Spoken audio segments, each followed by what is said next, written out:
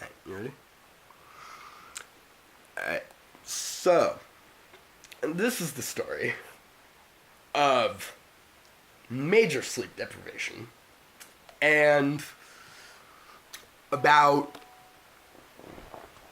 400 to 500 milligrams of Ritalin, a stimulant ADHD medication developed in the early 20th century.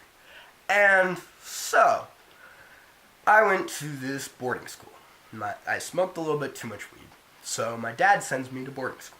And he's like, choose a boarding school. So I choose the closest one to where I live, which is Squaw Valley Academy in Squaw Valley, California. And so I get about halfway through the year, and then my friend, let's call him Chris.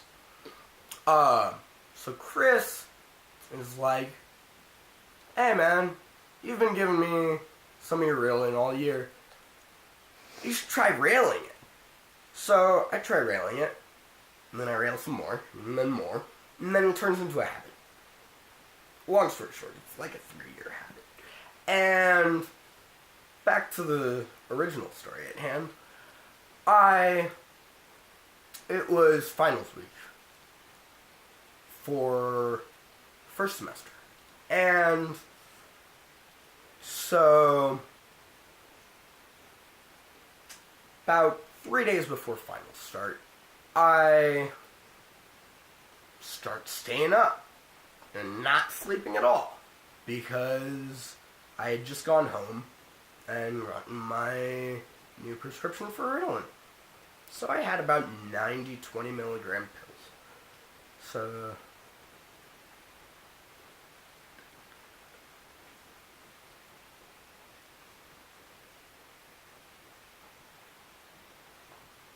I'm not sure how many it's like 1.8 grams. And so I just start railing it, and every 1 to 8 hours I'd do a line. So 20 milligrams. And this turned into a habit, and I stay up for, I believe, the event stated is about 8 days, 7 or 8 days into the binge, you may call it. And so I get to economics class with Mr. Colvin. Mr. Colvin is a very strange guy. He's completely oblivious to the world around him. About a week or two earlier, Jay just got expelled for doing lines in his class of Xanax, and Mr. Colvin didn't even know. I had to tell him after Jay got expelled. And so I get into Mr. Colvin's class to take my economics final. And there's about 3 inches of text, a prompt for an essay. Then there's space below. So, to write the essay. And so, I start writing. Or, no, I don't start writing. I start staring at the blank space, just because I'm totally out of it. And so, gradually, this blank space starts disappearing. And eventually, it turns into this piece of flat glass, like a window. And I'm staring through this window type thing, down, and the window is floating, seemingly floating, above this barren landscape with lots of hills and mountains, and it's all very new. It looks like volcanic rock and rubble, like a volcano had just erupted. It created this whole landscape, and it gradually starts moving.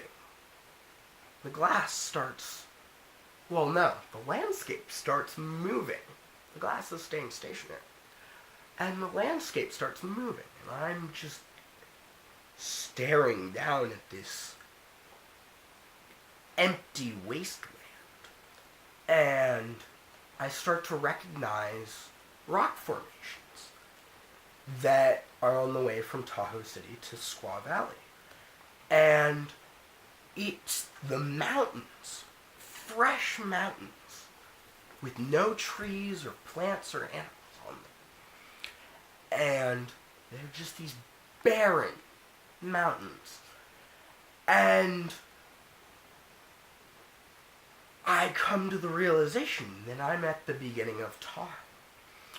And eventually, I realize that I've been staring down at this abyss for about half an hour, and I haven't written anything. So I look up, and I look back down, and my paper is turned back into paper.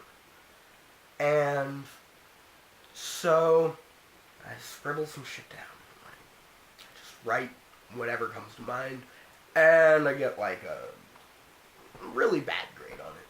And so later that day, I believe it's a Friday, and the end of the semester, so my mom comes to get me. And we live in Nevada County, in California. And so we're driving down 80, and then we get off and get on 20, and we're going down this hill, and all of a sudden I look up at the sky, and these,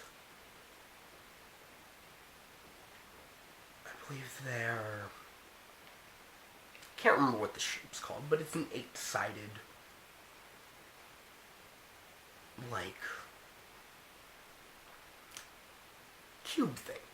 And these 8-sided cubes are covering the sky.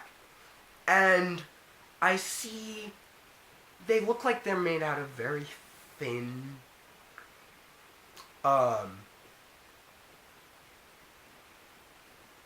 electrical currents, like when you see two wires get too close together on a battery. Like if you try and spark a car battery, for instance, you'd see this little ribbon of electricity going between the two. And it's just this lattice work. It's honeycombing the sky. And it's almost like a force field, covering the entire visible sky. And I look over at my mom and I tell her, Mom, the sky is a force field. And she looks at me and she's like, when's the last time you slept? Because she knew that I stayed up a lot. See it? What? You can see it. And she didn't know about the drug use or the caffeine or anything, but she knew that I liked to stay up and I didn't like to sleep very much. She didn't know why the fuck it was. She does now, of course, but that's another story.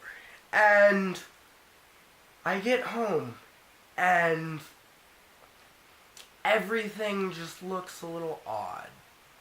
Like I just ate a couple mushrooms. And at that point in life, I hadn't tried any psychedelics really, except for some research chemicals. And